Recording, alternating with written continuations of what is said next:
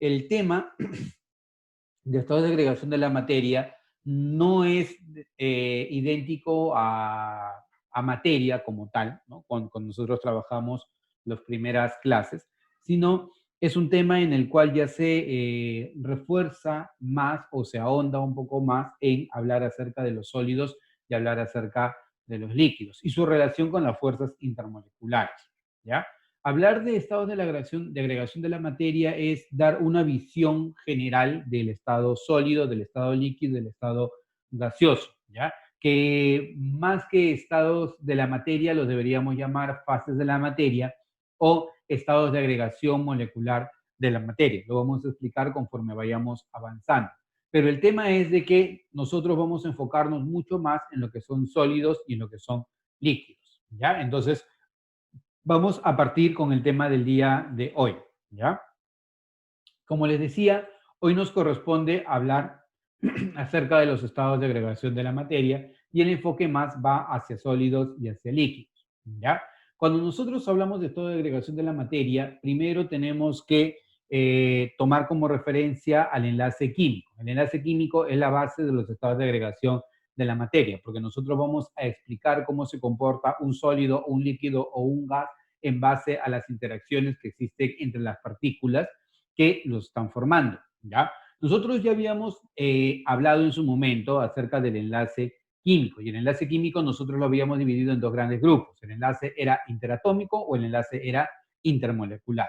Si es enlace interatómico, nosotros lo podemos dividir en tres grandes grupos. Es el enlace iónico, el enlace covalente o el enlace metálico. Si era el enlace iónico, tú acuérdate que típicamente se daba entre un metal de muy baja energía de ionización y muy baja electronegatividad y un no metal de alta afinidad electrónica o alta electronegatividad. Típicamente entre metales del grupo 1 y del grupo 2 de la tabla periódica y no metales del grupo 7 y del grupo 6 de la tabla periódica, ¿ya? Y el mecanismo era una transferencia de electrones. Los electrones eran transferidos desde el metal hacia el no metal, se formaban iones de cargas opuestas que permanecían unidos por fuerzas de atracción electrostática. Y en este caso particular no formaban moléculas, sino lo que formaban eran redes cristalinas, ¿no? Y las características del estado iónico o del enlace iónico justamente dependían del tipo de fuerza que había entre las partículas, ¿ya? En cambio, en el enlace covalente lo que íbamos a encontrar nosotros era una compartición de electrones de valencia, se compartían por pares. Ya habíamos separado los tipos de enlaces covalentes. Eran polares o apolares, eran de repente simples o múltiples, o podíamos considerarlo como que si fueran enlaces normales o enlaces dativos. El enlace covalente va a ser mucho la base de lo que nosotros vamos a conversar el día de hoy. Y un tipo de enlace muy importante también es el enlace metálico. El enlace metálico que permitía justificar por qué los metales podían existir como tales. El enlace metálico, hoy día vamos a entrar un poquito en detalle, está formado por iones metálicos, iones positivos que se encuentran rodeados de un mar de electrones deslocalizados. Y esto permite justificar las propiedades que tienen los metales. En el caso del enlace intermolecular, ¿ya? El enlace intermolecular siempre va a ser más débil que el enlace interatómico. En el enlace interatómico se unen átomos. En el enlace intermolecular, como su nombre lo dice, se unen moléculas, ¿ya? Y el enlace intermolecular se puede clasificar en tres grandes tipos, ¿ya? Uno es el enlace dipolo-dipolo, el otro es el puente de hidrógeno y el último son las fuerzas de dispersión, también conocidas como fuerzas de London. Ya vamos a entrar un poco más en detalle en ellos, pero punto muy importante, el enlace, ya sea interatómico o intermolecular, corresponde a la unión entre átomos, iones o moléculas. Y siempre el enlace intermolecular va a ser más fuerte que el enlace interatómico. Esa es una idea muy importante que necesito que ustedes tengan antes de seguir avanzando, ¿ya? Luego, cuando nosotros entramos a las fuerzas intermoleculares o al enlace intermolecular, lo vamos a dividir en tres tipos de enlaces, como vimos hace un momento. El enlace va a ser las fuerzas de London, el dipolo-dipolo o el puente de hidrógeno. Al dipolo-dipolo y a las fuerzas de London se le llama fuerzas de Van der Waals, ¿ya? Y el puente de hidrógeno es una particularidad del enlace dipolo-dipolo, ¿ya?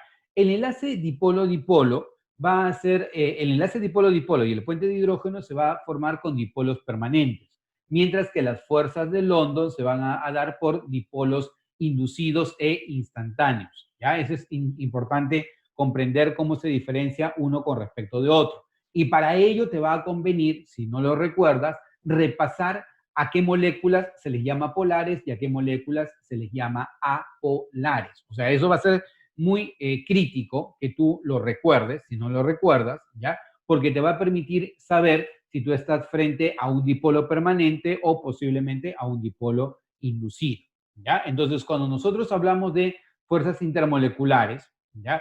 Estas fuerzas intermoleculares van a ser, primero, el enlace dipolo-dipolo. A las fuerzas del dipolo-dipolo también se le llama fuerzas de Kisson, ¿ya? ¿Ya? Y estos se van a dar entre dipolos permanentes en moléculas que son polares. Cuando hablamos de moléculas polares, hablamos de moléculas que tienen dipolos permanentes. Por ejemplo, esta molécula tiene un dipolo y esta otra molécula tiene un dipolo. Cuando hablamos de dipolo es porque uno tiene un polo positivo y otro tiene un polo negativo. Por eso se conoce con el nombre de dipolo de enlace. Entonces, si ellos se encuentran separados grandes distancias, no van a poder interactuar una con respecto de otra. O sea, si está separado un dipolo de otro dipolo una distancia muy grande, no hay interacción entre ellas. Para que puedan operar todas estas fuerzas intermoleculares, las distancias entre las moléculas tienen que ser muy pequeñas. Por eso es que las fuerzas intermoleculares son representativas cuando nosotros estamos frente a sólidos o cuando estamos frente a líquidos. Si estamos frente a sólidos o frente a líquidos, las partículas se tocan entre sí, ¿ya? Están juntas unas con respecto de otras. Y eso hace de que pueda haber una interacción que sea apreciable con respecto a las fuerzas intermoleculares. En los gases no. En los gases las partículas se encuentran muy separadas unas con respecto de otras y por esa razón es que las fuerzas intermoleculares no se consideran apreciables en el estado gaseoso, ¿ya? Entonces, si tú tienes este dipolo y tienes este otro dipolo, los dipolos interactúan entre sí, la parte positiva con la parte negativa. Pero acá solamente analizamos dos moléculas. En el estado sólido o en el estado líquido podemos tener muchísimas moléculas tocándose unas con respecto de otras. Entonces, ¿ellas cómo van a interactuar? El positivo va a interactuar con todo el negativo y el negativo obviamente con el positivo. Pero así como hay fuerzas de atracción, también va a haber fuerzas de repulsión, negativo con negativo y positivo con positivo. Como te mencionaba, en el caso del dipolo-dipolo, a ellas también se le conoce con el nombre de fuerzas de Kisson. ¿Ya? Y en estas fuerzas de Kisson se van a formar entre dipolos permanentes en moléculas polares y está presente, como su nombre lo dice, en moléculas polares. ¿Ya? Bueno, ahora, el otro tipo de fuerzas son las fuerzas de dispersión, también conocidas con el nombre de fuerzas de London, ¿ya? Las fuerzas de dispersión o fuerzas de London se van a generar entre moléculas, ¿ya? Entre todo tipo de moléculas, ya sean moléculas polares o sean moléculas apolares. Las fuerzas de London van a estar presentes en todo tipo de moléculas, ¿ya? Mientras que las fuerzas de dipolo-dipolo y el puente de hidrógeno solamente van a estar en moléculas polares, las fuerzas de dispersión de London pueden estar en todo tipo de moléculas, ya sean moléculas polares o moléculas apolares. Pero si yo tengo moléculas apolares, las únicas fuerzas que van a estar presentes ahí son las fuerzas de dispersión de London.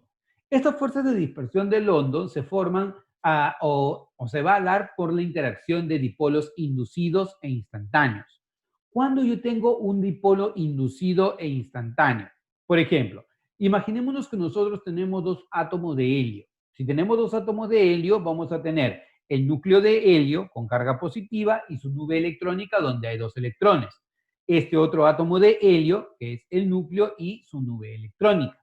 Entonces, cuando estos dos átomos de helio están separados, las nubes electrónicas se distribuyen de manera uniforme a través del núcleo. ¿Por qué razón? Porque la molécula es una molécula apolar.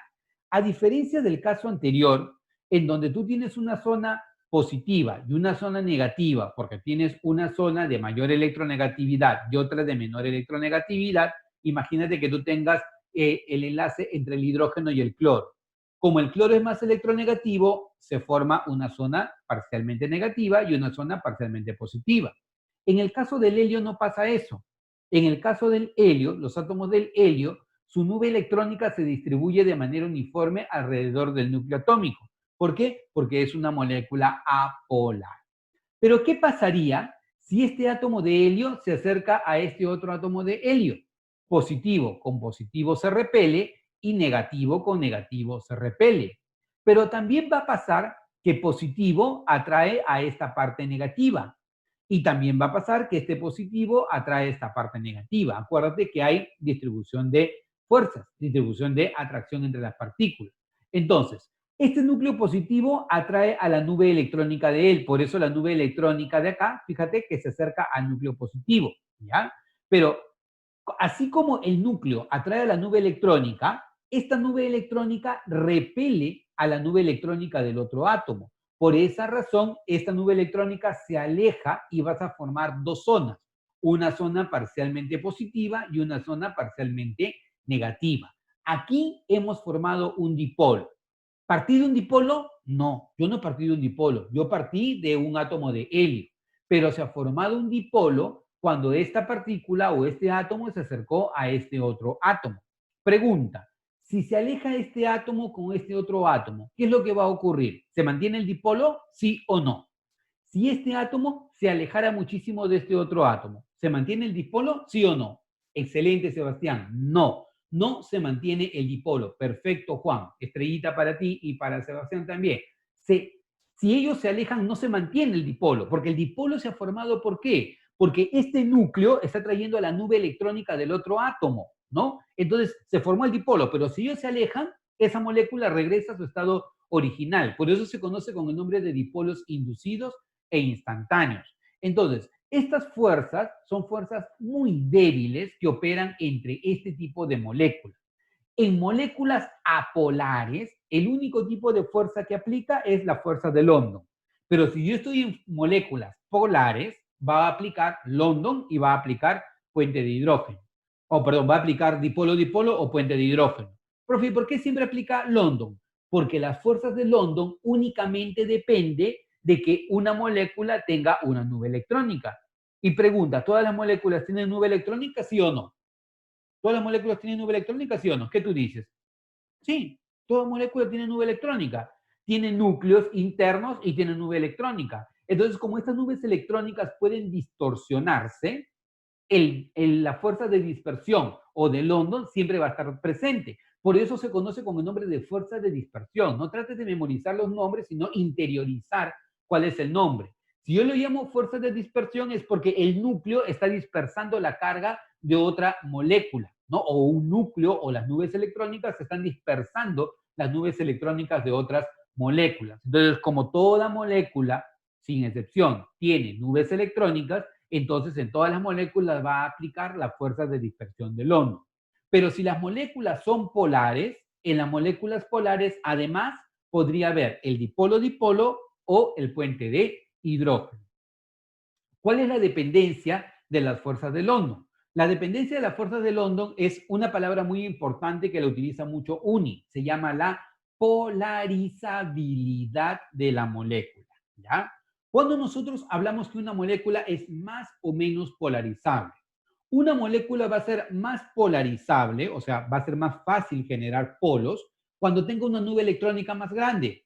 ¿Por qué? Porque si yo tengo una molécula con una nube electrónica pequeña, el núcleo se encuentra cerca de su nube electrónica y puede mantenerla relativamente cerca a su nube electrónica. Pero imagínate una molécula enorme en donde tú tienes un núcleo central y una gran nube electrónica. Entonces le va a ser más complicado al núcleo mantener toda esa nube electrónica de manera constante a través de él. Entonces esta nube electrónica se puede desplazar de un lado hacia otro con mucha mayor facilidad. ¿Eso qué quiere decir? Que cuando las moléculas son más grandes, son más polarizables. Las moléculas pequeñas son menos polarizables, o sea, menores fuerzas de London, y las moléculas más grandes son más polarizables, más fuerzas de London. Y eso se explica en base a esto. Quiero que lo analices. Mira, a ver, tienes al flúor, al cloro, al bromo y al yodo. Y eso tú lo sabes desde el capítulo de tabla periódica. El flúor y el cloro son gases. El bromo es un líquido y el yodo es un sólido. Créeme que el examen de admisión, si quiere dar vueltas en algo, va a dar vueltas en los halógenos o va a dar vuelta en los gases nobles. ¿Por qué? Porque si tú analizas a los halógenos, el flúor y el cloro están en estado gaseoso. ¿Qué significa que el flúor y el cloro estén en estado gaseoso? Que las fuerzas intermoleculares entre ellos son recontra débiles, son muy, muy débiles. En cambio, en el bromo ya hablamos de un líquido, entonces hay mayores fuerzas intermoleculares. Y en el yodo hablamos de un sólido, entonces las fuerzas intermoleculares son mucho mayores. Profe, ¿eso se debe a que tiene más masa molecular? Sí, en parte tiene más masa molecular, pero en realidad si tú quieres verlo de otro punto, tú puedes decir, bueno, ¿qué pasa con el flúor y con el cloro? Como son pequeñitos, el núcleo tiene bastante cerca a la nube electrónica en el flúor y en el cloro. Es menos polarizable el flúor y el cloro. En el yodo, en el bromo, que es más grande, la nube electrónica se encuentra más alejada, es un poco más polarizable. Y por esa razón el bromo se encuentra en fase líquida. Y en el caso de yodo todavía es mucho más grande la nube electrónica y por lo tanto las fuerzas intermoleculares son más intensas. Y por esa razón el yodo se encuentra en fase sólida. Entonces, si tú analizas flúor, cloro, bromo y yodo, conforme van avanzando desde el flúor hasta el yodo, aumenta el punto de ebullición, el flúor y el cloro son gases, el bromo es líquido y el yodo es sólido. Eso te demuestra que las fuerzas intermoleculares son más intensas en el yodo. Lo mismo ocurre, por ejemplo, con los gases nobles. El gas noble más pequeñito es el helio. Tiene un punto de ebullición muy bajo. Mira, su punto de ebullición, ¿cuánto vale? 4,6 Kelvin, bastante cercano al cero absoluto. En cambio, el xenón tiene un punto de ebullición que es 166,1 Kelvin. Es bastante elevado. ¿Eso debido a qué? A que el xenón es una molécula o es un átomo mucho más grande y su nube electrónica es más polarizable.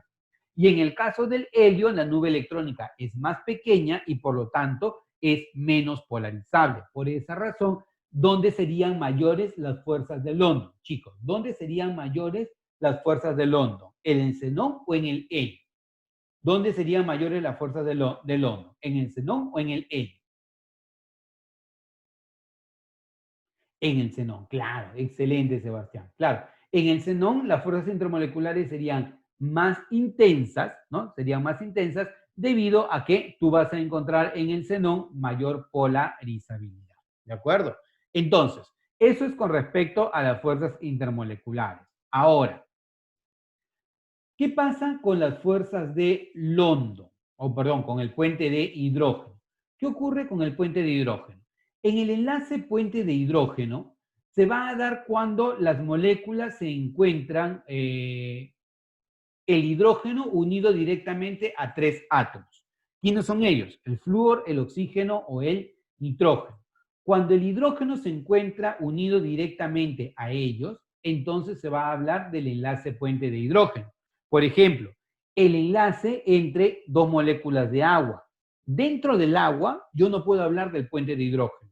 Yo hablo del puente de hidrógeno entre dos moléculas de agua, ¿ya? Es la interacción del hidrógeno de una molécula con el flúor, oxígeno o nitrógeno de otra molécula, ¿ya? Así es como opera el puente de hidrógeno, por eso se llama puente de hidrógeno, ¿ya? El puente de hidrógeno son las fuerzas intermoleculares más intensas, pero son representativas siempre y cuando las moléculas sean pequeñas. Si las moléculas son grandes, empieza a desaparecer el puente de hidrógeno y aparecen otro tipo de fuerzas. ¿Qué permite explicar el puente de hidrógeno? Y lo vamos a ver a continuación. El puente de hidrógeno permite explicar casos anómalos como por ejemplo el elevadísimo punto de ebullición del agua. ¿El agua a qué temperatura hierve, chicos? A presión atmosférica normal. ¿El agua a qué temperatura hierve? ¿A qué temperatura hierve? ¿A? Excelente, excelente, Juan. Hierve a 100 grados Celsius. ¿Y eso debido a qué? Debido al enlace puente de hidrógeno. Si tú analizas la tendencia de los hidruros del grupo 6A, como el teluro es el más grande, su punto de ebullición vale 0. En el caso del hidruro del selenio, está cerca de 50. En el caso del hidruro del azufre, bueno, está por debajo de 50. Y si seguimos la tendencia, entonces para el caso del agua, su punto de ebullición estaría más o menos por acá. Y eso no es cierto, porque en el agua el punto de ebullición llega a ser 100 grados Celsius. ¿Y a qué se debe? Se debe al enlace puente de hidrógeno, ¿de acuerdo? Entonces, el enlace puente de hidrógeno permite explicar eso, pero también permite explicar otras anomalías del agua, como por ejemplo, por qué el agua cuando se congela se expande. Eso ocurre porque cuando el agua se congela, forma un sistema hexagonal y ese sistema hexagonal ocupa mucho espacio. En ese sistema hexagonal, si tú puedes ver, los átomos de hidrógeno y los átomos de oxígeno interaccionan entre sí. Y esa interacción es mediante el enlace puente de hidrógeno. ¿De acuerdo? Entonces, eso de ahí permite explicar el enlace puente de hidrógeno y además otras propiedades que vamos a ver a continuación, como por ejemplo, por qué la elevada tensión superficial que tiene el agua. ¿Ya? Bueno, continuemos. Hasta aquí, preguntas, consultas, comentarios, chicos.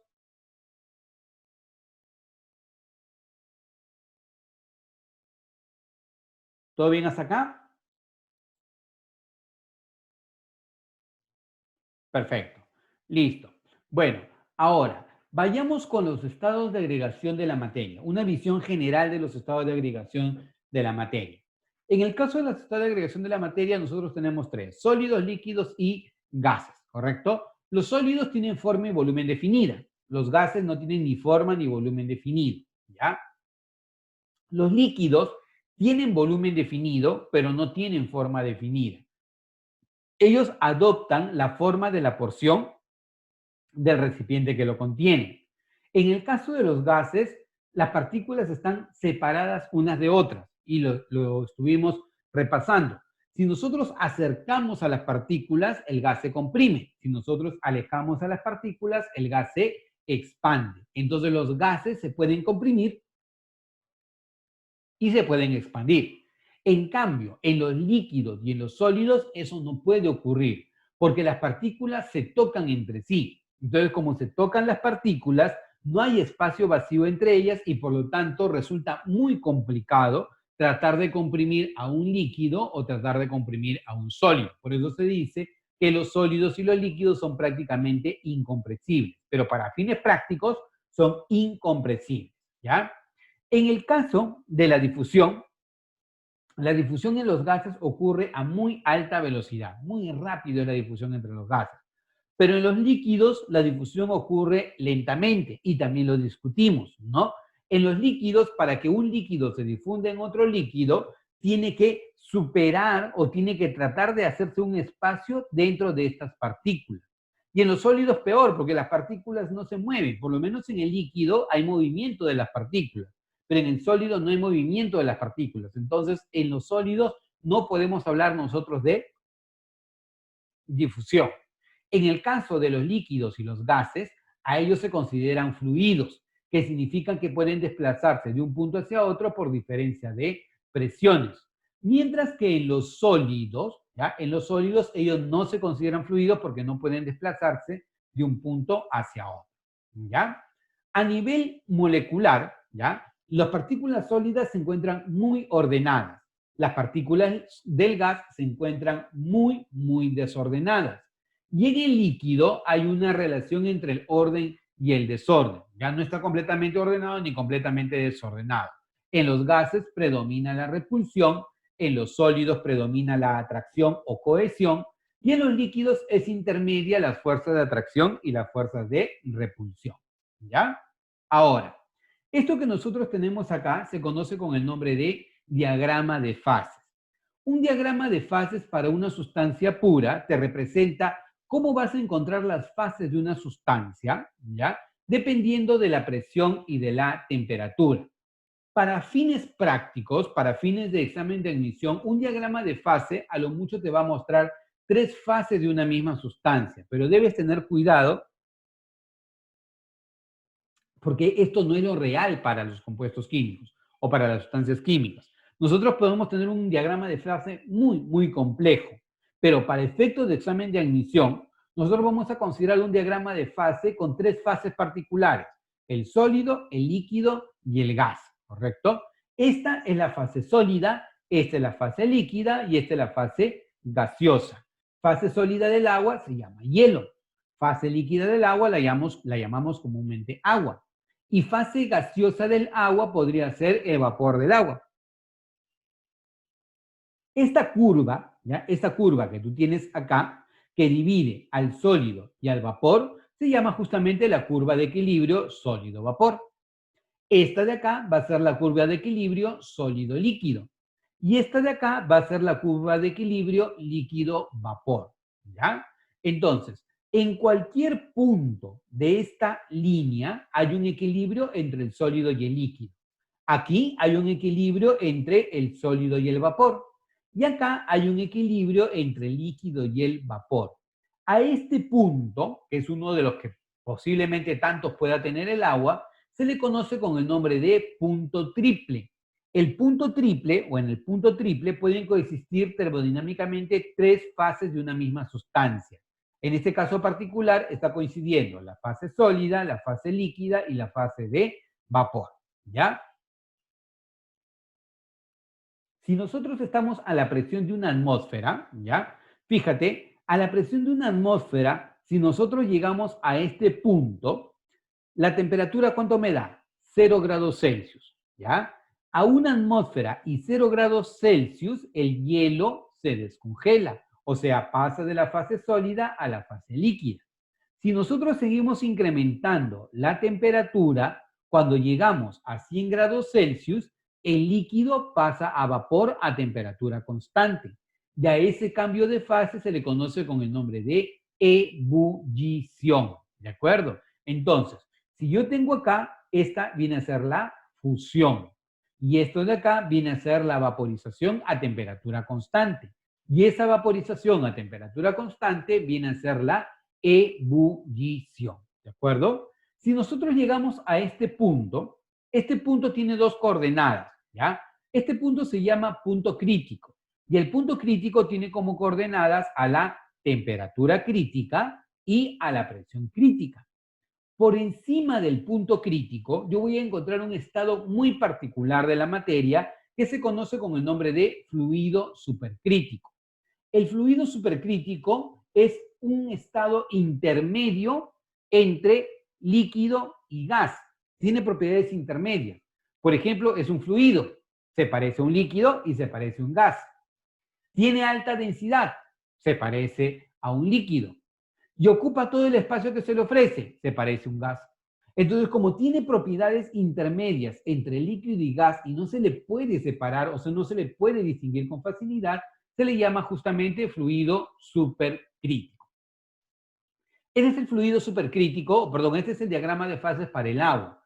¿Y qué me muestra el diagrama de fases para el agua? Me muestra que a la presión atmosférica normal, o sea, la presión que nosotros soportamos, ¿ya? A la presión atmosférica normal, si nosotros calentamos el hielo, ¿ya? El paso del hielo va a ser directamente hacia agua líquida.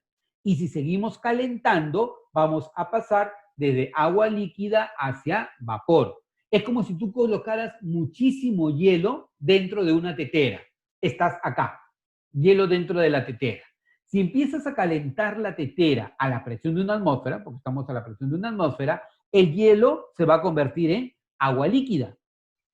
Y si sigo calentando el agua líquida en la tetera, el agua líquida se va a convertir en vapor de agua. A presión atmosférica, ¿ya? El sólido se convierte en líquido y el líquido se convierte en gas, ¿ya?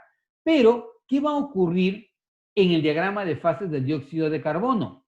Si nosotros estamos a una atmósfera, el dióxido de carbono, en vez de pasar por la fase líquida, en su calentamiento, va a pasar directamente de la fase sólida a la fase gaseosa. ¿Y quién me dice cómo se llama el cambio directo de la fase sólida a la fase gaseosa? ¿Cómo se llama el cambio directo de sólido a gas? Sublimación. Excelente. Perfecto, chicos. Qué bueno que están participando. Se llama sublimación. La sublimación es el paso directo de sólido a gas. En el dióxido de carbono, fíjate que está pasando eso.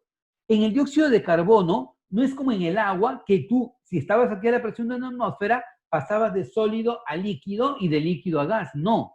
En el dióxido de carbono a una atmósfera de presión, él va a pasar directamente de sólido a gas. Y a eso se le conoce con el nombre de hielo seco. Al proceso es una sublimación y va a ocurrir en el dióxido de carbono sólido, que es el dióxido de carbono sólido, que es el hielo seco, ¿de acuerdo? Y para el caso del hielo seco, fíjate que su punto crítico es mucho más bajo con respecto al agua.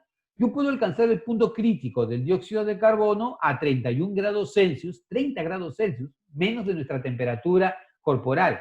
¿Cuánto vale nuestra temperatura corporal, chicos? ¿Cuánto es nuestra temperatura corporal? 37, claro, excelente Camila, muy bien Justin, perfecto Rubén, claro. La temperatura corporal es de 37 grados. A menos de 37 grados Celsius, el dióxido de carbono tiene su punto crítico. Pero ojo, la presión sí es alta, ¿no? ¿Cuánto vale la presión? 73 atmósferas, o sea, 73 veces la presión atmosférica normal.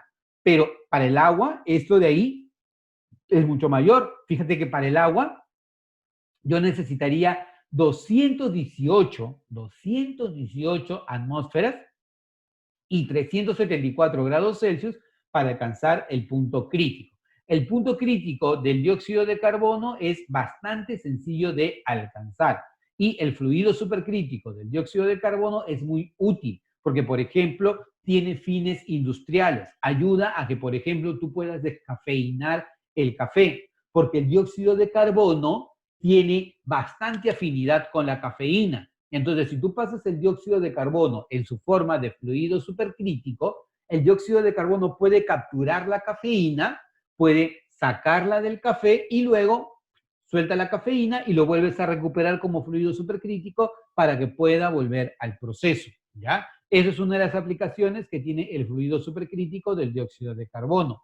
Y lo que tenemos acá, como te mencioné hace un momento, no es otra cosa que el diagrama de fases. Sólido, líquido, vapor o gas.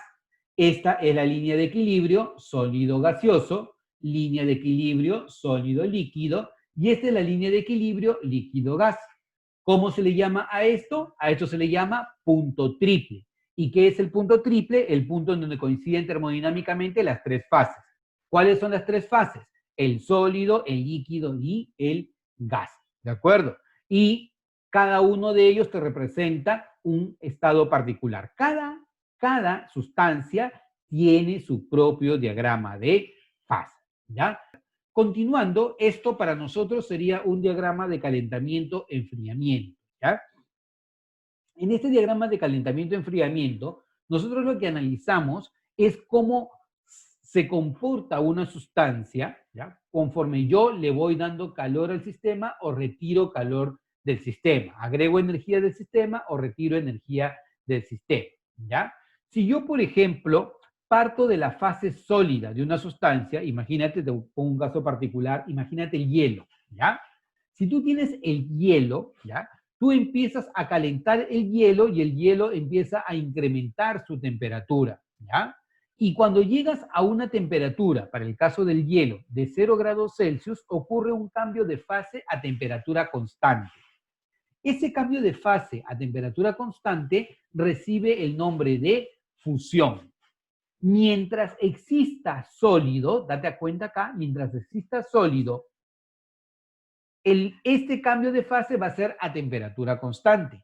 Y a esa temperatura se le conoce con el nombre de temperatura de fusión. ¿Cuánto vale la temperatura de fusión del agua, chicos? O la temperatura de fusión del hielo. ¿Cuánto vale esa temperatura de fusión? 0 grados Celsius, claro. La temperatura de fusión es igual a 0 grados Celsius, que es la temperatura constante a la cual el sólido, en este caso el hielo, se convierte en líquido. Hasta que la última partícula de sólido se haya convertido en líquido, la temperatura es constante. Cuando todo, sin excepción, se convirtió en líquido, la temperatura empieza a aumentar. Es lo que ocurre cuando el hielo ya dejó de ser hielo y se derritió por completo y solo tienes agua líquida. Si tienes agua líquida a 0 grados Celsius y tú la empiezas a calentar, entonces empieza a incrementarse la temperatura. ¿ya? Hasta que nuevamente llegue un punto en el cual el cambio de fase del líquido a gas ocurra a temperatura constante. A ese cambio de fase se le conoce con el nombre de vaporización, ¿correcto? O ebullición, si en este caso es la temperatura a la cual hacemos referencia, ¿ya? Ocurre la ebullición del líquido a temperatura constante. Y eso se va a dar hasta que la última partícula del líquido se convierta en gas. Ojo, que para este caso en el cual yo agrego calor para que ocurra el cambio de fase, a esto se le conoce con el nombre de calor latente de fusión. Eso tú lo vas a ver en física o posiblemente ya lo has visto en física. Calor latente de fusión. Y si yo quiero hablar del calor que me sirve para poder transformar el líquido al gas, a esto se le llama calor latente de vaporización. ¿Cuál es mayor, el calor latente de fusión o el calor latente de vaporización? ¿Cuál es mayor? ¿Calor latente de fusión o calor latente de vaporización?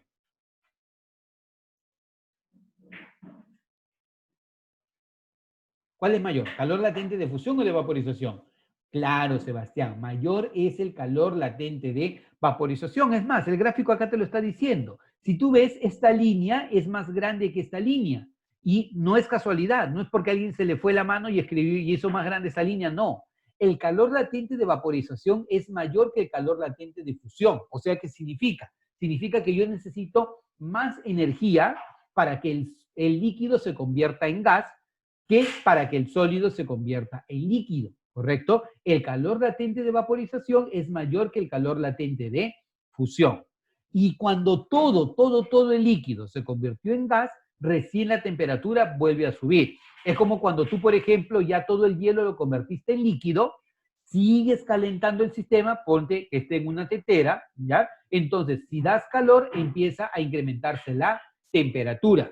¿Ya? Por ejemplo, si tú le das calor a la tetera para que el agua hierva, a mayor calor se incrementa la temperatura, hasta que llegas a una temperatura constante que se conoce con el nombre de la temperatura de ebullición. El agua hierve. ¿Cómo lo notas? Tu tetera silba o sale vapor por la tetera, pero la forma mejor de poder analizarlo es si tú ves el agua, la vaporización se va a dar en toda la masa líquida. O sea, quiere decir que se forman burbujas en toda la masa del líquido. Si se te olvidó apagar la tetera y todo el líquido se vaporizó y sigues dándole calor al sistema, entonces vas a entrar a una fase que es el vapor sobrecalentado. Ahí la temperatura empieza a aumentar. Y este vapor sobrecalentado es una sustancia que contiene muchísima energía.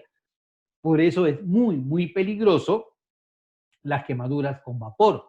Porque si hay quemadura con vapor, lo que va a ocurrir es que cuando el vapor entra en contacto con tu cuerpo, te va a transferir el calor y no solamente es esta diferencia de calor, sino también el calor latente de vaporización. Por eso una quemadura con vapor es muy peligrosa.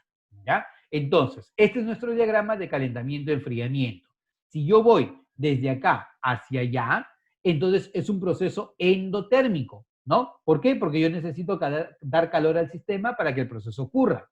Pero si yo voy desde acá hasta acá, el proceso es un proceso exotérmico porque se libera calor. Eso quiere decir que la fusión del hielo, o sea, pasar el hielo a agua líquida, es un proceso endotérmico, porque el hielo necesita ganar calor. Si yo paso de líquido a gas, o sea, cuando el agua hierve, también es un proceso endotérmico, porque necesitas dar calor al sistema, ¿de acuerdo? Diagrama de calentamiento-enfriamiento. Ahora, cambios de fase, ¿ya? Típicamente en el colegio, en la academia, bueno, dudo que en la academia, pero por lo menos en el colegio te dicen cambio de estado, ¿ya? Lo correcto sería hablar del cambio de, de estado de agregación molecular de la materia, pero para no decir tanto rollo, dicen cambio de estado. Y a veces eso no es del todo correcto, porque un estado es un punto en donde yo puedo considerar, por ejemplo, temperatura, presión de una sustancia. Entonces, un cambio de estado sería dos puntos en donde yo puedo definir la presión y la temperatura. Por eso es mejor hablar de cambios de fase.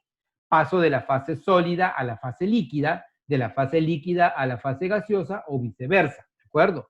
Si paso de sólido a líquido, al cambio de fase se le llama fusión. Por ejemplo, cuando el hielo se derrite.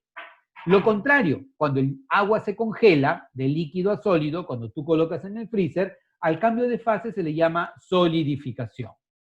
Si tú pasas de líquido a gas, al cambio de fase se le llama vaporización. Y si pasas de gas a líquido, al cambio de fase se le llama condensación. Si tú pasas directamente, como vimos en el dióxido de carbono, en su diagrama de fase, desde sólido hacia gas, al cambio de fase se le llama sublimación directa o simplemente sublimación. Y si yo hago lo opuesto, quiere decir de gas a sólido directamente, se le llama a este caso deposición, compensación o sublimación inversa, ¿ya? Hace un momento me parece que, no sé si fue Juan o Justin que me mencionó que se forma hielo seco en la refrigeradora, ¿no? Lo que se forma es escarcha, ¿ya? Sí hay un proceso de sublimación ahí, pero lo que se forma es escarcha. ¿Por qué? Porque el vapor de agua entra en contacto con la superficie fría, entonces se forma la escarcha, el hielito en el freezer, eso viene a ser la escarcha, que es la misma justificación de por qué se da la nieve, ¿no? La nieve se da porque el vapor pasa directamente a la fase sólida. La formación de la nieve es un proceso de sublimación inversa, paso directo de sólido, de gas a sólido, ¿ya? También llamado deposición o compensación, ¿ya? Ahora, vamos a entrar ahora a hablar de la fase sólida. Hasta acá, preguntas, consultas, comentarios, chicos, algo que deseen consultar. Si es así, lo van haciendo a través del chat y lo vamos trabajando, ¿ya? Vamos a hablar de los sólidos, ¿ya? Cuando nosotros hablamos de un sólido, lo primero que se nos tiene que venir a la mente es orden, ¿ya? En los sólidos hay orden. En los sólidos hay un orden, un ordenamiento que puede ser de largo alcance o un ordenamiento de corto alcance, ¿ya? En los sólidos existe este orden y por esa razón nosotros podemos clasificar a los sólidos en dos grandes grupos. Hablamos de un sólido cristalino o hablamos de un sólido amorfo, ¿ya? Sólido cristalino o sólido amorfo.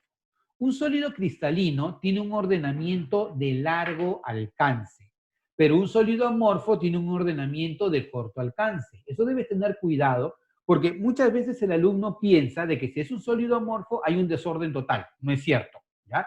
En los sólidos amorfos no hay un desorden total. En los sólidos amorfos hay un ordenamiento regular de corto alcance y es así como se expresa al sólido amorfo. Quiere decir que si yo veo al sólido amorfo por zonas, voy a ver orden. Por ejemplo, yo veo aquí orden, por acá yo veo orden y por acá yo veo orden. Pero si yo lo veo como un todo, hay desorden. Entonces, cuando hablamos nosotros de un sólido amorfo, en el sólido amorfo hay un ordenamiento regular de corto alcance. En los sólidos cristalinos, el ordenamiento es de largo alcance. Por ejemplo, en el caso del cuarzo y en el caso del vidrio. El cuarzo, que en principio es dióxido de silicio, si tú lo calientas a una temperatura muy elevada, lo puedes llevar al estado líquido. Si lo dejas enfriar lentamente, se dice enfriamiento termodinámico, ¿ya? O sea, si lo enfrías lentamente, entonces le das tiempo a las partículas en el cuarzo para que se vuelvan a reordenar como estaban originalmente, ¿ya? Entonces, retornas tú al cuarzo que tenías al inicio. Pero si tú en vez de hacer que el enfriamiento sea termodinámico, o sea, lento, sino un enfriamiento rápido, cinético, ¿ya? Lo que vas a provocar es que las partículas no se ordenen del todo como debieran haberse ordenado. Entonces, hay orden por porciones, pero visto como un todo, se da el desorden.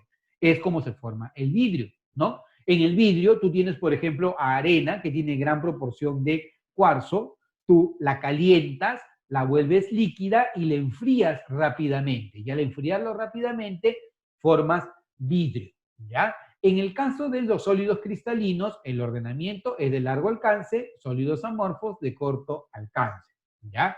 Los sólidos cristalinos son anisotrópicos, mientras que los sólidos amorfos son isotrópicos.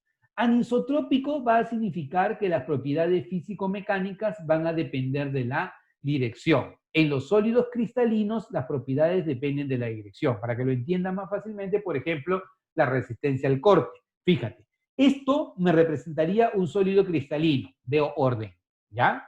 Tienes aquí un plano, tienes aquí otro plano, ¿ya?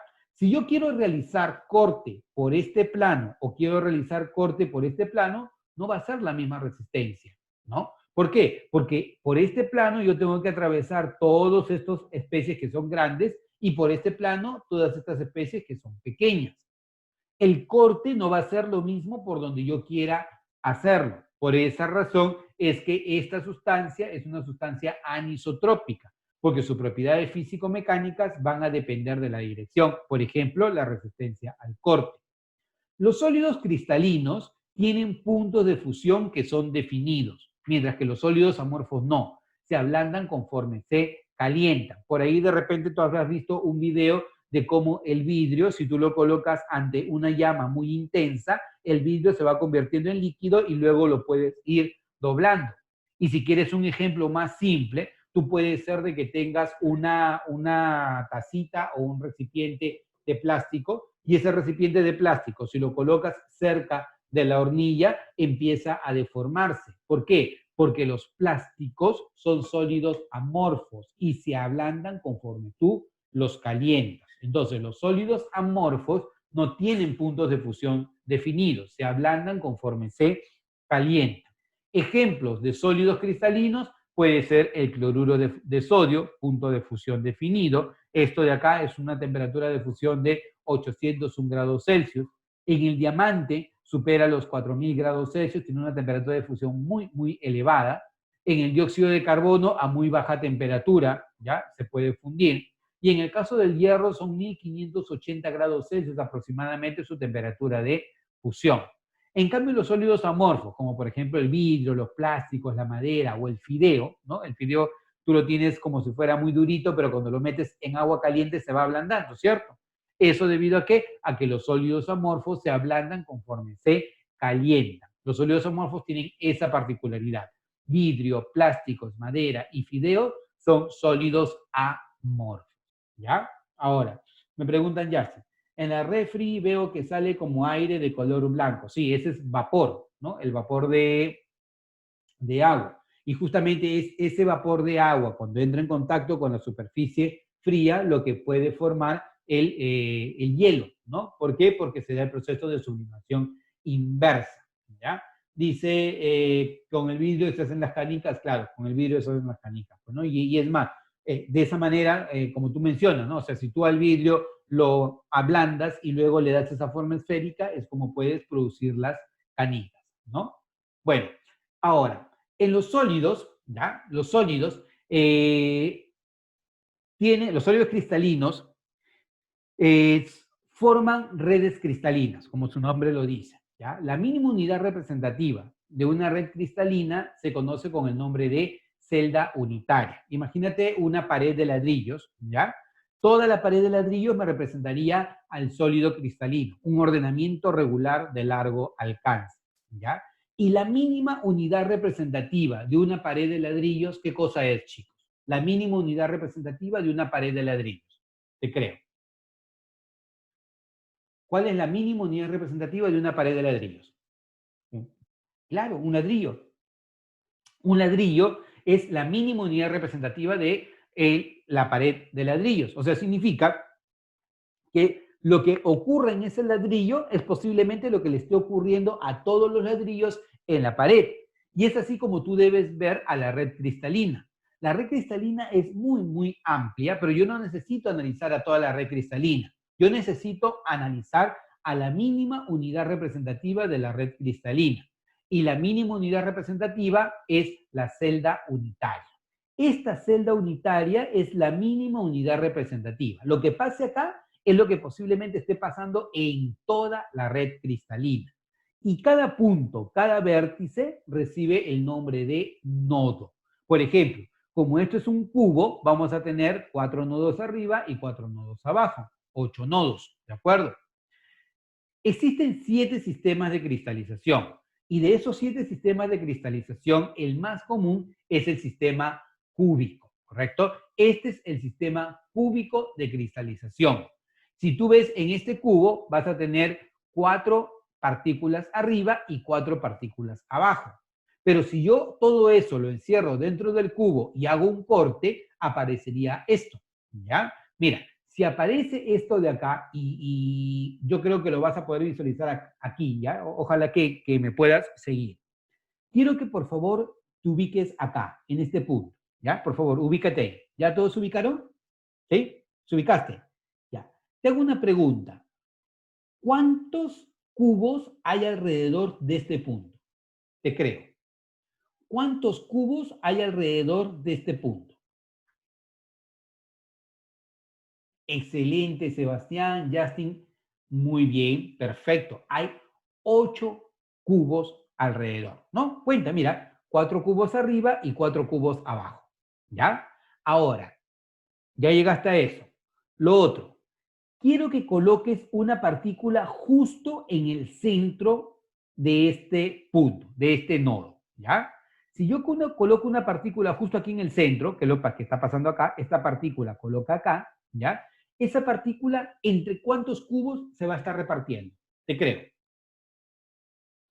Esa partícula, ¿entre cuántos cubos se va a estar repartiendo?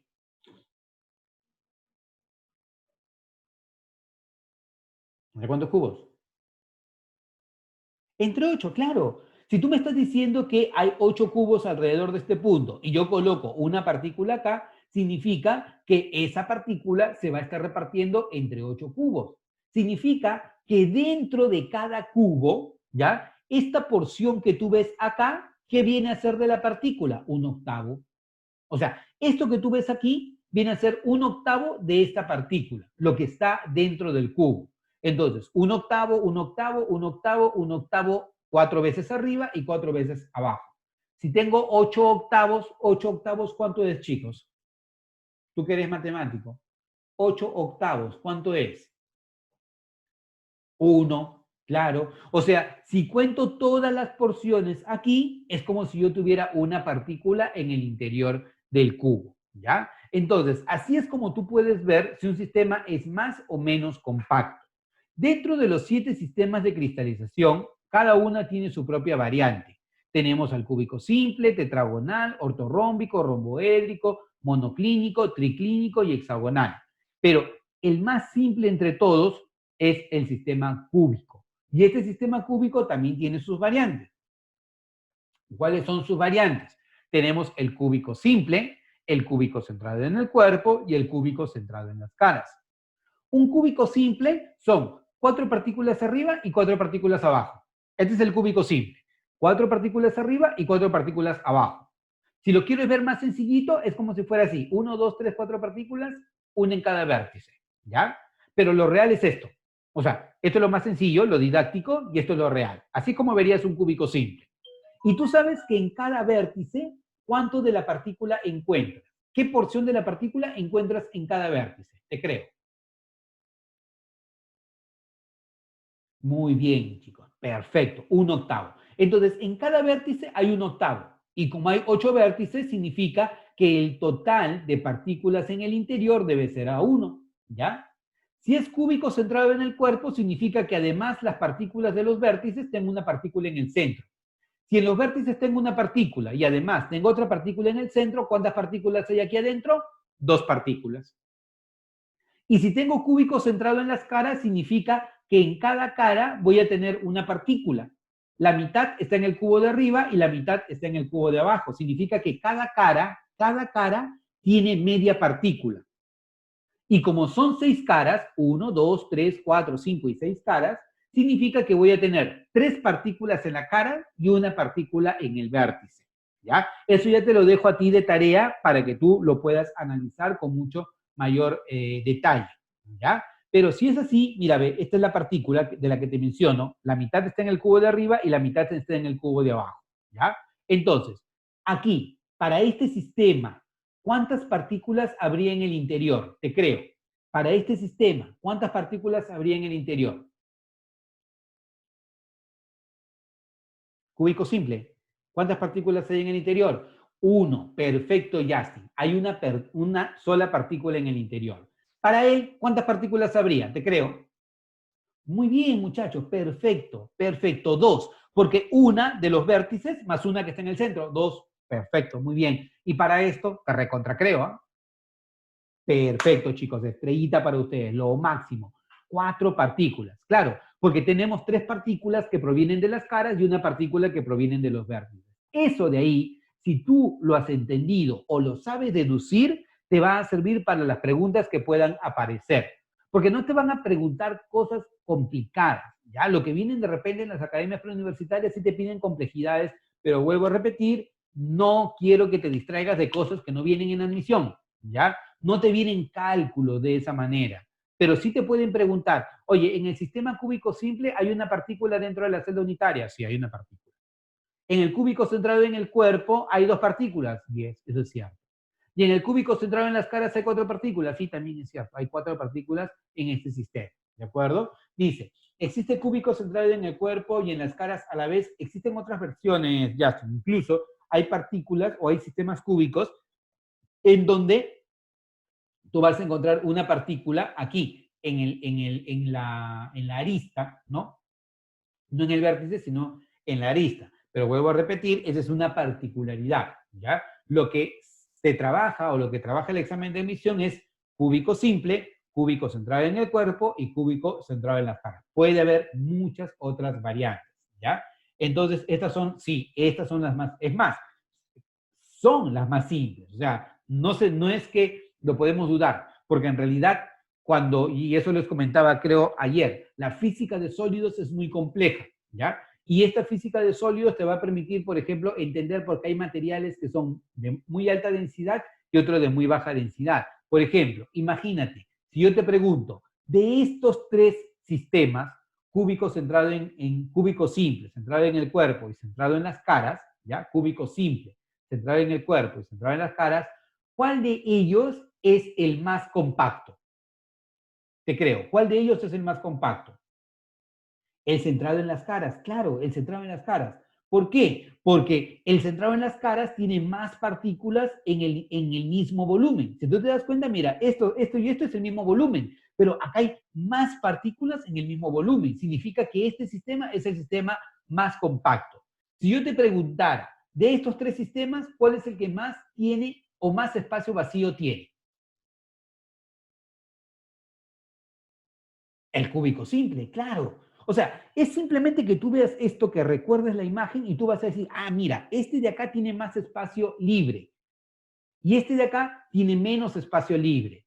Esto es más compacto, esto es menos compacto. Por lo tanto, debo esperar que él tenga mayor densidad porque tiene más masa en el mismo volumen y esto tiene menor densidad porque tiene menos masa en el mismo volumen. ¿Te das cuenta? No has hecho ningún cálculo matemático y no te va a pedir el examen de admisión que tú hagas cálculos matemáticos. Eso tú lo vas a hacer ya dentro de la universidad cuando lleves carreras. Por ejemplo, aquellos que han decidido llevar carreras de ingeniería civil o ingeniería de minas, olvídate, física de sólidos va a ser un curso que de hecho vas a tener que llevar y no solamente vas a analizar estos sistemas, sino muchos más sistemas.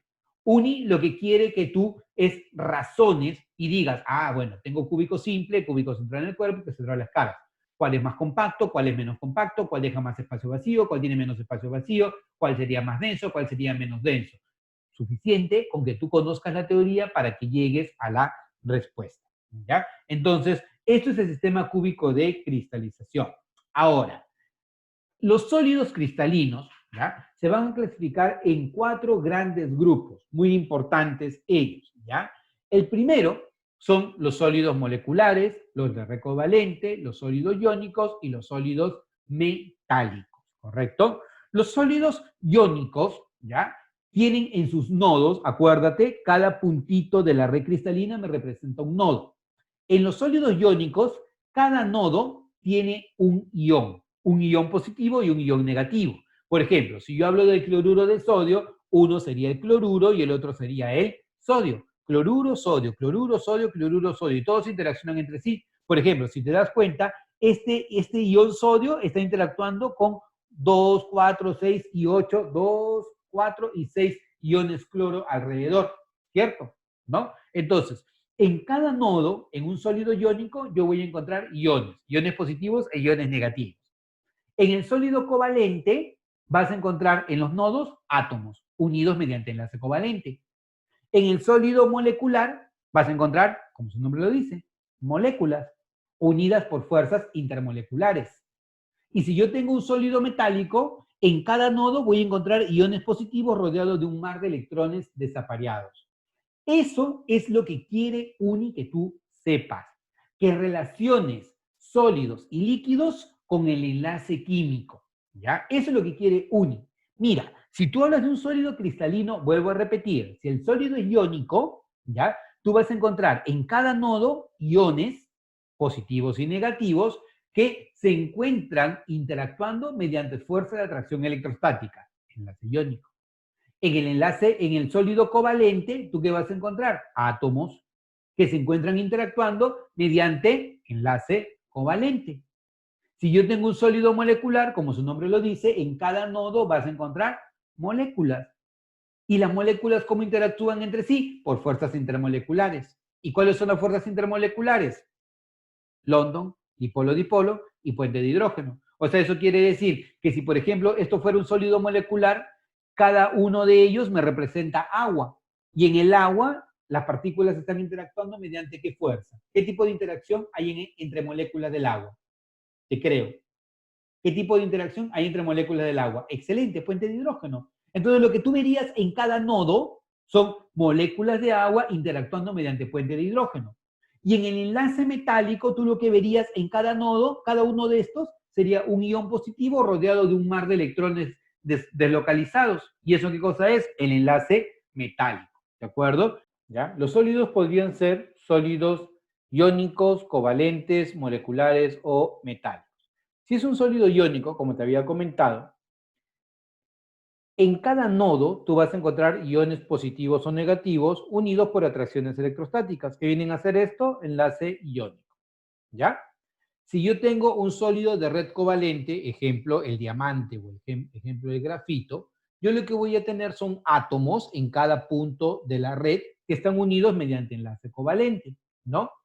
Si yo tengo un sólido molecular, lo que yo voy a tener en los puntos de la red son átomos o moléculas. Átomos en el caso de que hablemos de los gases nobles, porque los gases nobles pueden formar sólidos moleculares, ¿no? O puedo tener moléculas como en el caso de la molécula del agua o la molécula del dióxido de carbono o la molécula de la glucosa y forman sólidos moleculares, como por ejemplo el hielo. El hielo es un sólido molecular.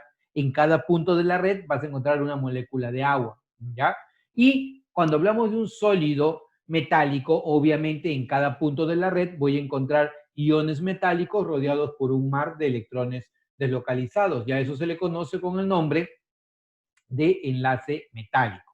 ¿Qué características tienen los compuestos iónicos o los sólidos iónicos? Primero, son duros, quebradizos, tienen un alto punto de fusión, baja conductividad térmica y eléctrica. ¿Ya? Esto de manera muy sencilla lo puedes recordar con respecto a la sal. Cuando nosotros hablamos de la sal en el enlace iónico, dijimos, ¿qué particularidades tiene la sal? Primero, sólido, de color blanco en grandes proporciones, ¿no? Punto de fusión bastante elevado, típicamente mayor de 400 grados Celsius. En el caso particular del cloruro de sodio, son 801 grados Celsius, ¿ya? En estado sólido no conduce la electricidad, pero sí lo conduce en estado líquido o en solución. Y ten mucho cuidado porque esto ha sido parte del examen de admisión. Te dicen, los sólidos iónicos conducen la electricidad. Y el alumno razona y dice, ah, sí, la sal disuelta en agua conduce la electricidad. Entonces, check, sí conduce la electricidad. Y ten bastante cuidado porque eso no es cierto. Los sólidos iónicos no conducen la electricidad. Profe, pero la sal sí conduce la electricidad. Sí, pero como sólido no. Para que la sal pueda conducir la corriente eléctrica, tú tienes que llevarla a la fase líquida, o sea, hacer que su temperatura llegue como mínimo a 801 grados Celsius, o disolverla en agua. Pero ya sea en fase líquida o ya sea disuelta en agua, no es un sólido. Los sólidos iónicos no conducen la electricidad. Son duros, frágiles, quebradizos, eso sí, ¿ya?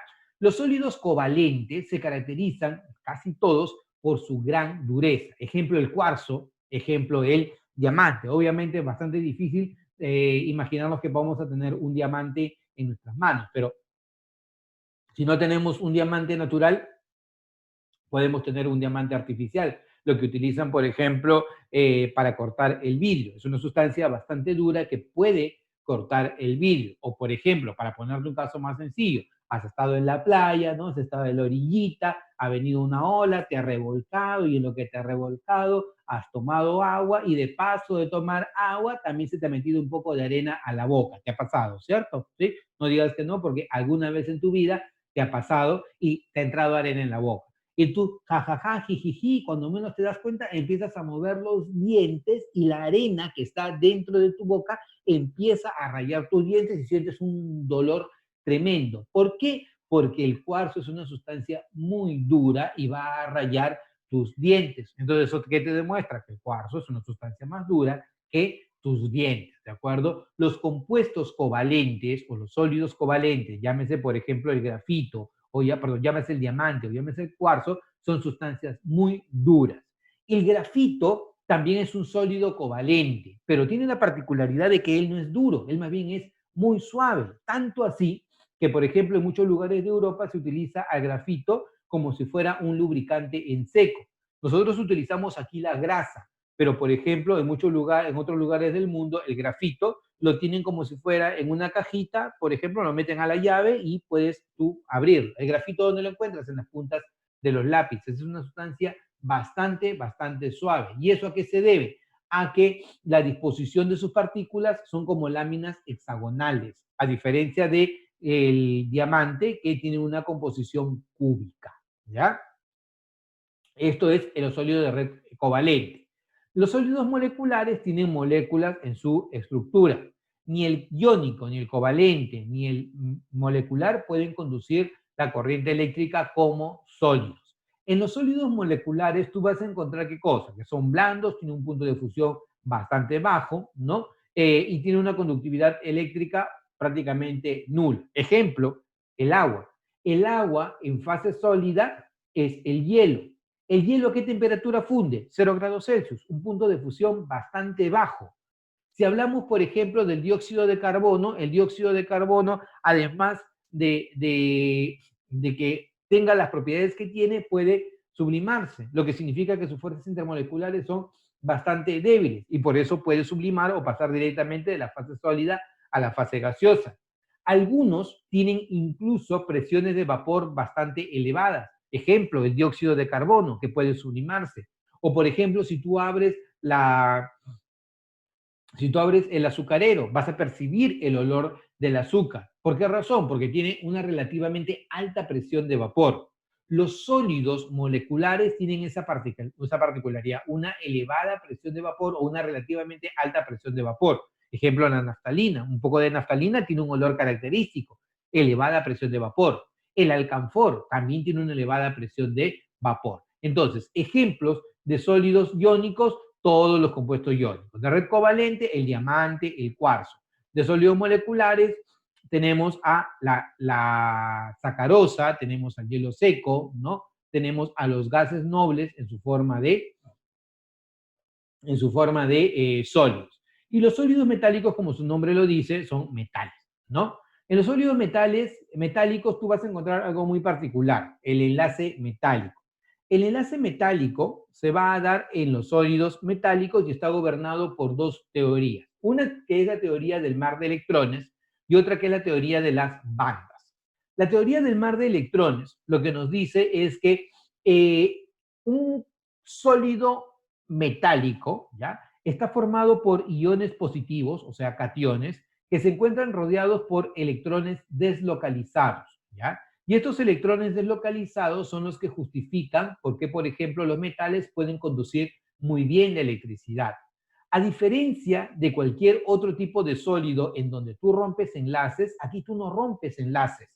Tú fíjate que los compuestos iónicos, los compuestos metálicos son iones positivos y los electrones están rodeándolos a ellos. De tal manera que si yo muevo un poco a la parte metálica, entonces los electrones los van a perseguir. Y eso justifica dos propiedades interesantísimas que tienen los metales. Uno que es la ductibilidad y otro que es la maleabilidad.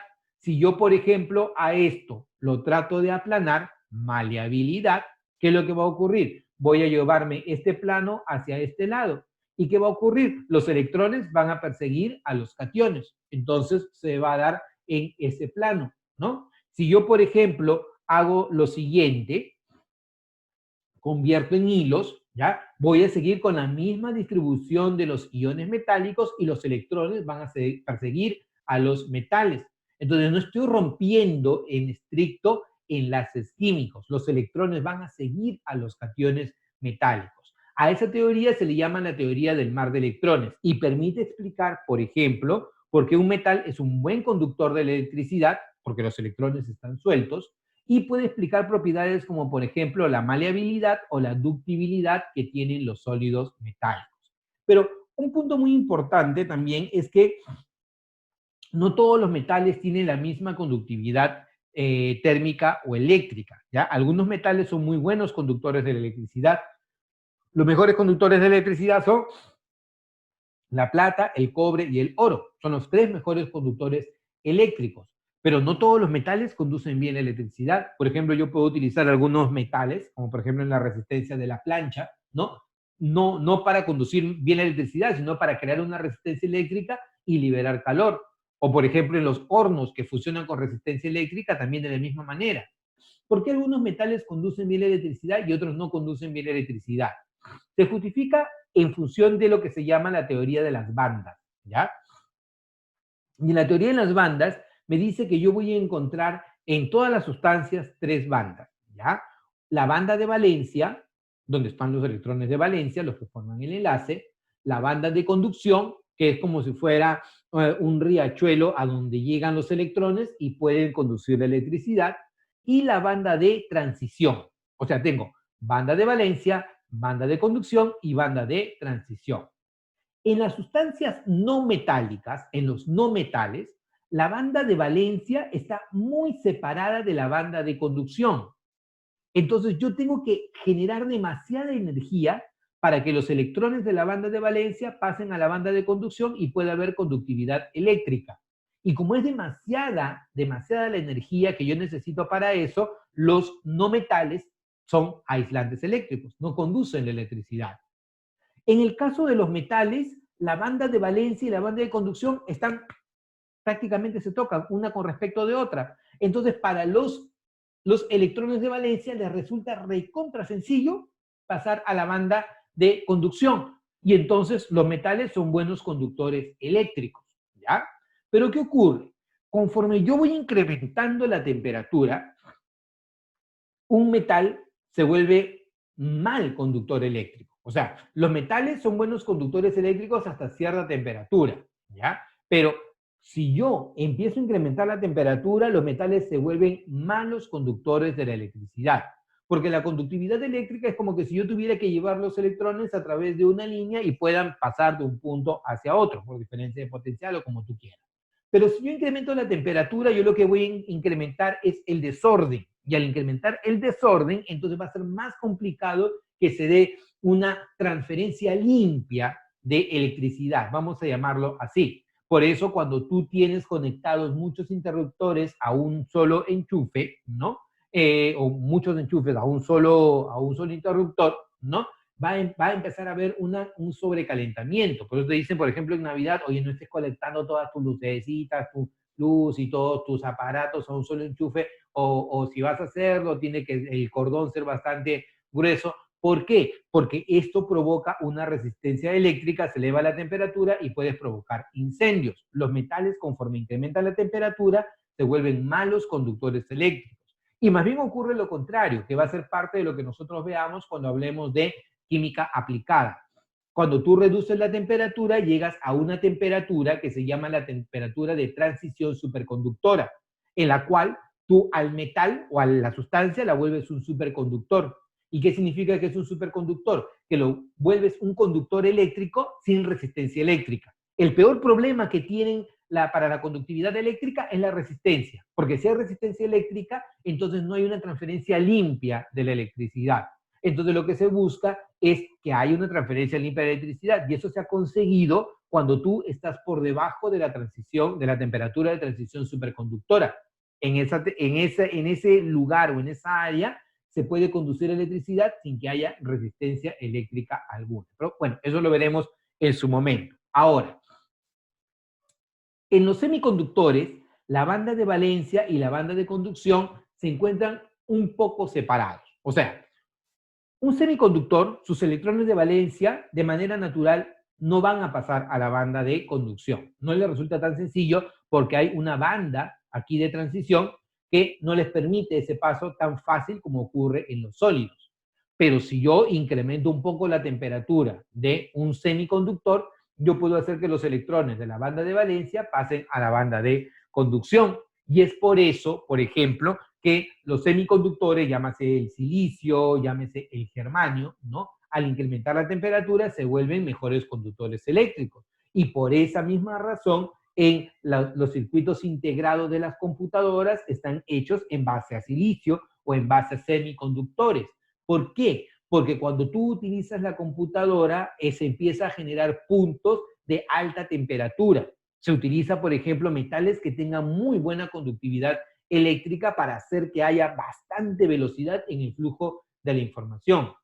Pero cuando se incrementa la temperatura, estos metales empiezan a volverse malos conductores eléctricos. Entonces, ¿quién ayuda a soportar de que esto se mantenga equilibrado? La base semiconductora. Porque al incrementarse la temperatura, esto empieza a conducir mejor la electricidad y por lo tanto la transferencia de información va a ser continua. Entonces, las dos teorías que gobiernan al enlace metálico es la teoría del mar de electrones y la teoría de las bandas. ¿De acuerdo? Hasta aquí. Preguntas, consultas, comentarios para poder entrar a la siguiente etapa que va a ser hablar de del estado líquido.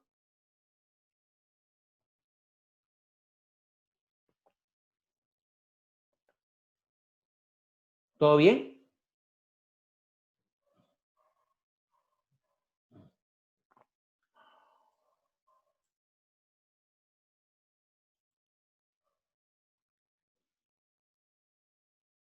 Y que dice Juan, ¿y en dónde es mejor conductor? ¿Fundido o en solución acuosa? Ah, muy buena pregunta. Ya. Eso va a depender, ¿ya? En teoría, ¿ya? La mejor conductividad eléctrica debería darse cuando ellos están fundidos, ¿ya? Debería darse. ¿Por qué? Hay una teoría de la conductividad electrolítica que fue desarrollada por Arrhenius. No voy a entrar en detalles de ello, ¿ya? Porque entrar en detalles ya es entrar en otro campo que no viene en examen de admisión, y te vuelvo a repetir, la intención no es distraerte con cosas que no vienen en admisión.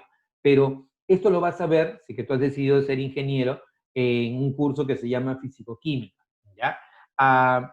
Arrhenius fue el pionero de diseñar esta teoría de la conductividad eléctrica, de las soluciones electrolíticas. Y él separó las sustancias como sustancias electrolíticas o no electrolíticas. Y las sustancias electrolíticas son las que conducen electricidad y las no electrolíticas las que no conducen la electricidad. ¿Ya? En el caso de la sal disuelta en agua, se vuelve muy buena conductora de la electricidad, ¿cierto? Ahí es importante. ¿Ya? Se vuelve muy buena conductora de electricidad. Pero no siempre todos los sólidos iónicos se disuelven tan fácilmente en agua. Entonces, ¿qué ocurre? Que tú vas a tener un grado de disociación del sólido. Y ese grado de disociación del sólido se ve en un tipo de equilibrio que se conoce como producto de solubilidad, que vuelvo a repetir, no es parte del examen de admisión, pero para saciar tu curiosidad te lo menciono. Entonces, no todos los sólidos iónicos se pueden disolver por igual a la misma temperatura. Entonces, si tú me preguntaras en cuál de los dos casos sería la mejor conductividad eléctrica, yo te diría, ¿no? Que no es del todo, no se va a cumplir para todos, pero tendría que ser en la fase fundida, porque en la fase fundida yo ya me aseguré de que todo el sólido se ha convertido en líquido y al convertirse en líquido puede conducir la corriente eléctrica. En cambio, cuando yo lo disuelvo en agua, yo no me puedo asegurar de que todo el sólido se haya disuelto. Y como no me puedo asegurar de que todo el sólido se haya disuelto, significa que voy a tener soluciones que van a ser no del todo electrolíticas, ¿de acuerdo? Entonces, el caso de la sal es un caso muy particular porque la sal, nosotros la tenemos, la echamos en agua, conduce la corriente eléctrica. No va a ocurrir que si yo tengo azúcar y la echo en agua, va a conducir la corriente eléctrica. siempre y cuando hablamos de agua pura, por si acaso, a mí se te ocurre hacer ese experimento en casa que el profe me ha dicho de que el agua no conduce la electricidad y cojo algo eléctrico con mi mano mojada, no, no, no, no. Eso es algo teórico y tienes que analizarlo bajo condiciones de operación que sean muy bien diseñadas para poder demostrar si verdaderamente la solución es electrolítica o no es electrolítica. En principio, si tú tienes agua pura, no el agua de tu caño, no conduce la electricidad. Si esa agua pura tú le agregas sal, se vuelve electrolítica, o sea, conduce la electricidad.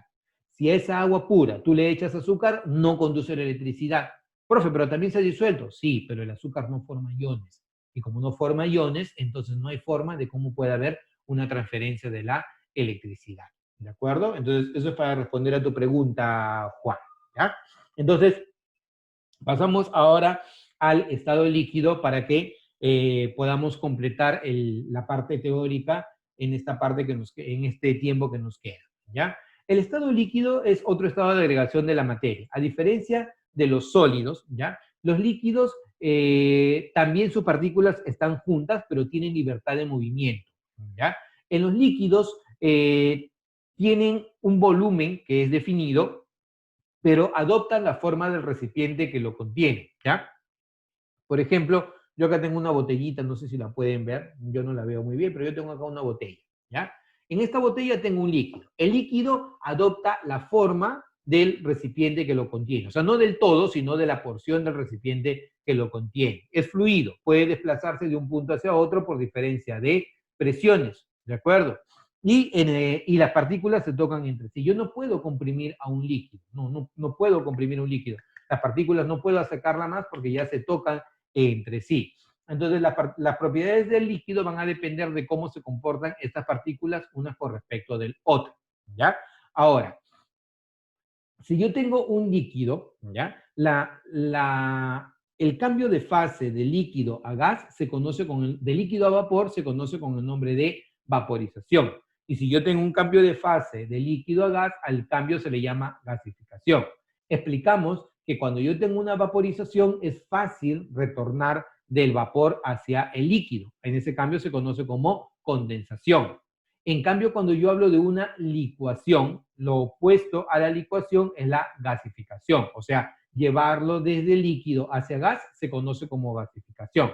Si tú, por ejemplo, presionas el pestillo de este encendedor, lo que va a salir por acá va a ser un gas.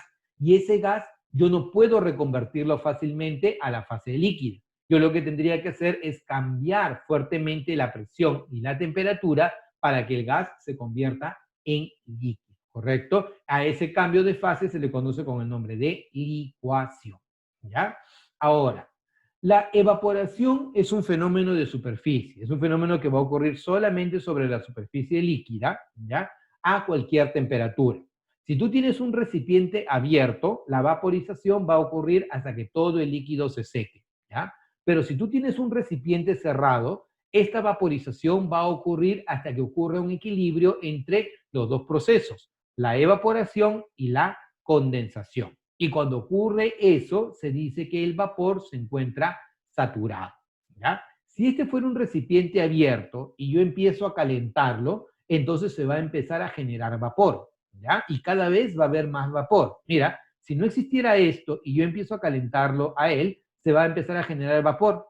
Y cuando la presión de este vapor se iguale con la presión externa, entonces todo el líquido va a poder vaporizarse sin que haya ya ninguna restricción. O sea, tú vas a observar, además de vapor en la superficie, vas a encontrar burbujas en toda la masa líquida. Y cuando llegas a ese fenómeno se le conoce con el nombre de ebullición. La ebullición ocurre a temperatura constante. ¿Y cuándo va a ocurrir esto?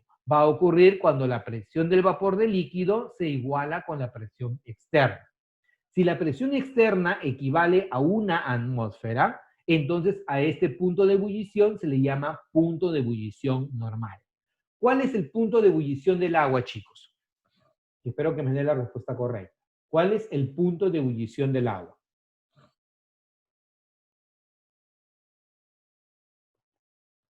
¿Cuál es el punto de ebullición del agua? Quiero la respuesta correcta.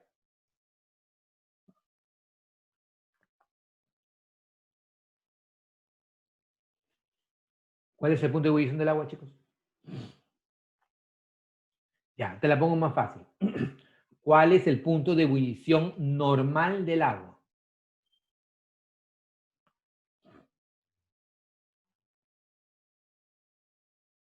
Ya, sí, está bien. Sebastián ha ido un paso más. Él lo ha transformado a Kelly. ¿Cuál es el punto de ebullición normal del agua? Claro, 100 grados Celsius. Profe, pero hace un rato usted dijo punto de ebullición y yo respondí 100 grados Celsius. Sí, pero el punto de ebullición depende de la presión atmosférica. Si yo te digo cuál es el punto de ebullición del agua, la respuesta correcta debería haber sido depende. ¿Depende de qué, profe? Depende de la presión externa. Porque si yo estoy a nivel del mar, el punto de ebullición del agua vale 100 grados Celsius. Pero si yo me voy a altitudes muy, muy grandes, me voy al Huascarán o me voy al Cerro de Pasco, ¿correcto? Ahí el agua no hierve a 100 grados Celsius. Ahí el agua hierve a menos de 100 grados Celsius. ¿Por qué? Porque como la presión es menor, entonces también el agua hierve a menor temperatura, menos de 100 grados Celsius. ¿Ya? Entonces, esa es la gran diferencia entre el punto de ebullición y el punto de ebullición normal. El punto de ebullición normal es la temperatura a la cual la presión del vapor de un líquido se iguala a la presión externa. Y si esa presión externa es una atmósfera, al punto de ebullición se le llama punto de ebullición normal. ¿Cuánto es el punto de ebullición normal del agua? 100 grados Celsius. ¿Ya? Esa es la forma. Ahora, el siguiente concepto. El siguiente concepto es la tensión superficial. La tensión superficial viene a ser aquella fuerza o aquella tensión que se genera sobre la superficie del agua, ¿ya? Cuando, debido a que cuando tú tienes una partícula de líquido, la partícula de líquido interacciona con todas, ¿ya? Si tienes una partícula de líquido aquí en el interior, esa partícula de líquido interacciona con todas alrededor. Pero si tienes una partícula que se encuentra en la superficie, como acá o como acá, esta partícula simplemente interacciona con las que están a su costado y con las que están abajo. Entonces las que están abajo tratan de llevarse a esa partícula hacia abajo, pero la partícula que está acá no llega a estar hacia abajo. Lo que ocurre acá, mira, ve, estas partículas que están aquí en la superficie tratan de llevarlas hacia abajo, y las partículas que están acá, ¿no? Tratan de llevarlas hacia el costado. Entonces se forma una lámina, se forma como una lámina sobre la superficie del líquido, ¿ya? Y la fuerza que yo necesito para vencer esa lámina por unidad de longitud se llama tensión superficial, o también el trabajo por unidad de área, ¿ya? ¿Te ha pasado, por ejemplo, que cuando tú estás en la playa o cuando tú estás en la piscina y empiezas a chapotear, ¿no? Chapoteas, chapoteas, chapoteas, luego ¿cómo queda tu brazo?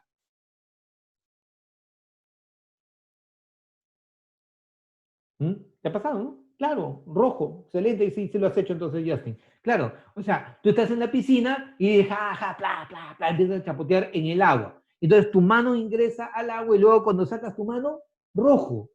O te quieres lucir y te vas al trampolín más alto en esa misma piscina. No al trampolín del medio, sino te vas al trampolín más alto. Y de ese trampolín más alto, te lanzas de pechito a la piscina. Claro, duele. ¿Por qué duele? Porque cuando tú tratas de ingresar a la piscina, vas a vencer o vas a tratar de vencer esa tensión superficial. Y por esa razón es que tú percibes el dolor, te duele el pecho, te duele la cara, todo te duele, porque estás venciendo la tensión superficial del agua. Esta tensión superficial del agua permite explicar por qué, por ejemplo, algunos insectos pueden posarse sobre la superficie del agua sin hundirse, ¿de acuerdo? O también permite explicar por qué la forma de las burbujas, ¿no? Son esféricas, ¿no? O, por ejemplo, por qué el mercurio, sus gotitas, son de forma esférica, porque en el mercurio las fuerzas que actúan es el enlace metálico, y el enlace metálico es más fuerte que el enlace intermolecular, por lo tanto las gotitas son esféricas. Profe, ¿por qué las gotitas son esféricas? Porque se busca el área superficial mínima. Y el área superficial mínima es el área de una esfera. Por eso todo tiende a tener esa forma esférica. Las burbujas del jabón, las burbujas del detergente, las bolitas del mercurio, por ejemplo, tienen esa particularidad, ¿correcto? La tensión superficial disminuye conforme se incrementa la temperatura, ¿ya? Ahora, lo otro es la acción capilar, ¿ya? La acción capilar se va a dar cuando tú tienes, como su nombre lo dice, tubos capilares, ¿ya? En los tubos capilares, ¿qué es lo que va a ocurrir? Si yo tengo un tubo de vidrio y lo coloco en agua, el agua empieza a subir por el tubo capilar. Pero si yo tengo el mismo tubo capilar y lo coloco en mercurio, en vez de que el mercurio suba, el mercurio baja. ¿Y eso por qué? Porque acá actúan dos tipos de fuerzas. Actúan las fuerzas de cohesión y las fuerzas de adhesión. Cuando hablamos de las fuerzas de adhesión, ¿ya? Son las fuerzas que actúan entre el líquido y la pared. Y cuando hablamos de fuerzas de cohesión, hablamos entre las partículas del líquido, ¿ya? El vidrio con el agua forma puentes de hidrógeno muy fuertes. Entonces, si yo pongo el agua frente al vidrio, el agua con el vidrio se van a atraer. Hay una gran fuerza de adhesión. Por lo tanto, cuando yo coloco un capilar de vidrio en agua, el agua tiende a subir. Y cuanto más delgado sea el capilar, más alto va a llegar el agua. ¿Por qué? Porque se equilibra la fuerza de adhesión que va hacia arriba con el peso del agua que va hacia abajo. ¿De acuerdo? Entonces, el líquido sube y acá el líquido baja. Profe, ¿por qué aquí el líquido baja? Porque el mercurio con el vidrio no tienen afinidad. Como el mercurio con el vidrio no tienen afinidad, entonces van a predominar las fuerzas de cohesión. El mercurio, acuérdate que interactúa mediante enlace metálico, pero en las moléculas del agua interactúa mediante puente de hidrógeno. Chicos, ¿qué es más fuerte? ¿Enlace metálico o puente de hidrógeno? Te creo.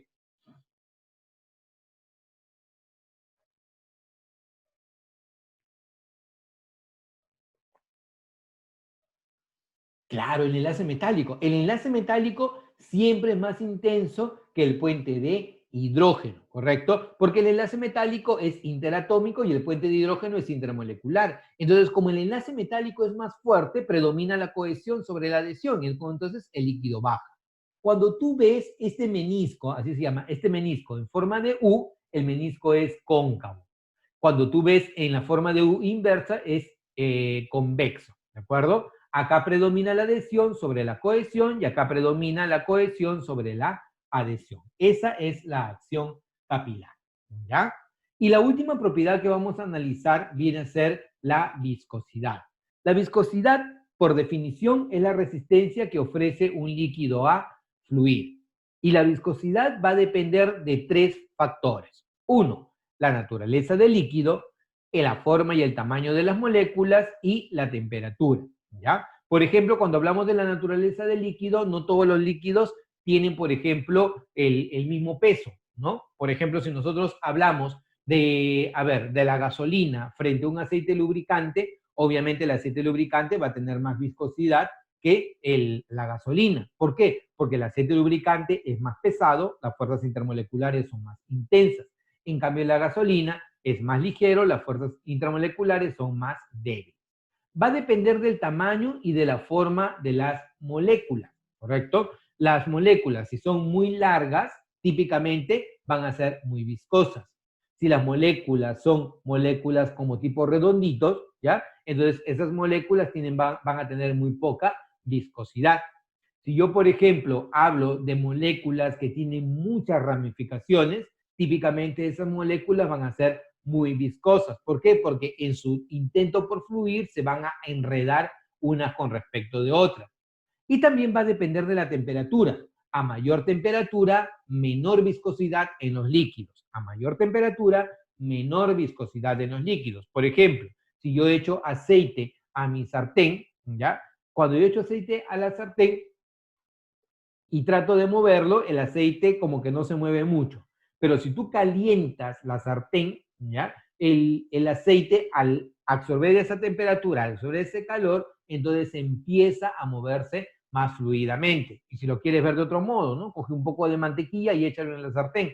La mantequilla es un semisólido, tiene una alta viscosidad y cuando lo echas en la sartén y al incrementar la temperatura se vuelve menos viscoso o más fluido. Los líquidos van a tener esa dependencia, ¿ya? Entonces, los líquidos, su viscosidad va a depender de esos factores. Tanto la tensión superficial como la viscosidad vienen a ser propiedades intensivas de los líquidos, ¿ya? Justin nos pregunta, profe, he escuchado que en zonas de baja temperatura se usan termómetros de alcohol. Sí, eso depende, eso depende. ¿Sí? No, no, da, el mercurio, lo peor que podría pasar es que el líquido en el interior, ¿ya? El líquido en el interior pueda solidificarse. O sea, un termómetro de alcohol es también bastante utilizado, particularmente porque el mercurio, si se rompe, es muy contaminante. Ya hay algunos lugares en donde no permiten el mercurio justamente por el efecto de la contaminación, ¿ya? Pero el mercurio es una sustancia muy estable. Como es un metal, es bastante sensible a la temperatura, entonces su dilatación te permite verificar el efecto de la temperatura. Por eso es que se utiliza el mercurio. Además, la característica adicional del mercurio es que cuando tú lo calientas, este no se vaporiza, y al no vaporizarse no vas a tener el problema de que vaya a ocurrir alguna explosión, lo que podría ocurrir con un termómetro de alcohol, ¿no? Porque si tú tienes un termómetro de alcohol y la temperatura es alta, como el alcohol es volátil, puede vaporizarse, incrementa el espacio y puede reventar, y eso puede provocar algún tipo de problema, ¿no? Eso va a depender mucho del rango de temperaturas en el que trabajes, ¿no? Y también el efecto de la potencial contaminación que puede haber si utilizas un termómetro de mercurio o utilizas un termómetro de alcohol, ¿no? Al final de cuentas lo que te interesa es que haya una estabilidad del líquido termométrico, ¿no? Y uno de los más estables es justamente el mercurio.